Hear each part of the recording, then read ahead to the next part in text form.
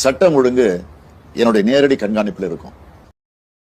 டேய் தகப்பா, இது நியாயமா? உனக்கு அடுக்குமாடா?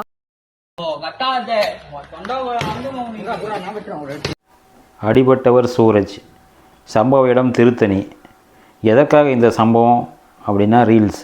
அடிபட்டவன் இந்திக்காரன், அவன் முஸ்லீமு இந்து அப்படிலாம் பார்க்காம மனிதத்தை பாருங்கள் தோழர்களே.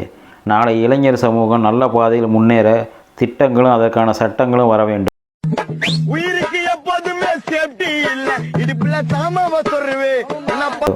முதல்ல இவனுங்க இப்படி குட்டிச்சவராக போகிறதுக்கு தண்ணி, தம்மு, கஞ்சா இந்த மாதிரி ஐட்டங்கள் ஈஸியாக அப்பா ஆட்சியில் கிடைச்சிருது.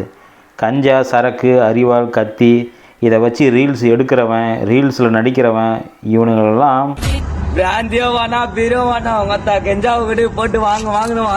மழை வர்ற பாதையில் கண்ணாடி பாட்டிலை வச்சு உடச்சி சும்மா உக்காரும்போது நிற்கும் போது சுறுசுறுன்னு எறியணும். இங்கே சட்டங்கள் கடுமையாகணும். சும்மா சிறையில் அடைச்சா 3 வேளை சோறை தின்னுவிட்டு அப்புறம் காய்ச்சல், உடம்பு சரியில்லை அப்படின்னு வெளியே வந்துடுறானுங்க. இவனுக்கு கெட்டு குட்டிச்சவராக போடுறதுக்கு இந்த கானா பாட்டு எழுதுனவனுங்க முக்கிய காரணம்.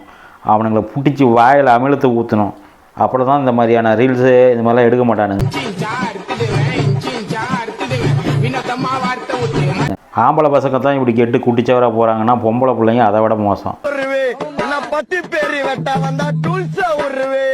அரைக்கால் டவுசரை போட்டுக்கிட்டு கண்ட இடத்துல டாட்டு போட்டுக்கிட்டு அவளுங்க பண்ணுற ரீல்ஸ் எல்லாம் கருமம் கன்றாவே இருக்குது.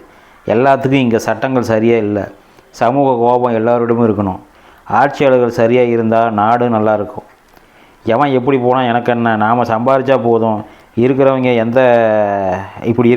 எந்த நாட்டை சீர்படுத்த போகிறாங்க? பொழைக்க வந்த இந்திக்காரன் கொலவெறி தாக்குதல். அவனுக்கு இங்கே வந்து தொழில் செஞ்சு பொழைச்சி என்னென்ன கனவுலாம் இருந்துச்சோ. தமிழ்நாடு அமைதி பூங்கான்னு வாயில் சும்மா வடவை சுட்டுட்டு இருந்தால் மட்டும் போதாது. அடுத்த தலைமுறை கண்டிப்பாக 10-14 வயசில் கத்தியை தூக்கிட்டு தெரியும் இப்படியே நடந்துட்டு இருந்ததுன்னா. இலகிய மனம் உள்ளவங்க இந்த வீடியோவை பார்க்காதீங்க. ஏன்னா மன அமைதி குறைஞ்சி போயிடும். அந்த அளவு ரணக்கொடூரமாக இருக்குது. மனசாட்சியே இல்லாமல் இருக்குது. மதமோ ஜாதியமோ முக்கியம் இல்லைங்க.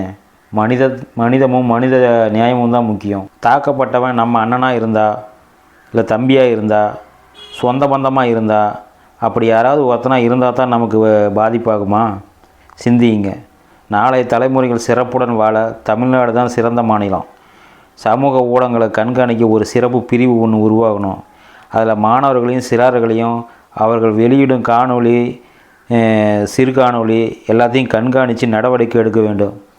பெண்கள், சிறுமிகள், ஆபாச நடனங்கள், ஆபாச சொற்கள், ஆபாச நடவடிக்கைகளை கண்காணித்து அவர்களை கலாச்சார சீரழிவு பிரிவில் கைது செய்யணும். மன்னனும் மாசற கற்றோனும் சீர்தூக்கின் மன்னர்க்கு கற்றோன் சிறப்புடையவன். மன்னனுக்கு தன் தேசமல்லார் சிறப்பில்லை, கற்றோர்க்கு சென்ற இடமெல்லாம் சிறப்பு. நன்றி, வணக்கம். இப்பொழுது சேவல் கொடியன் காணொளி தான்.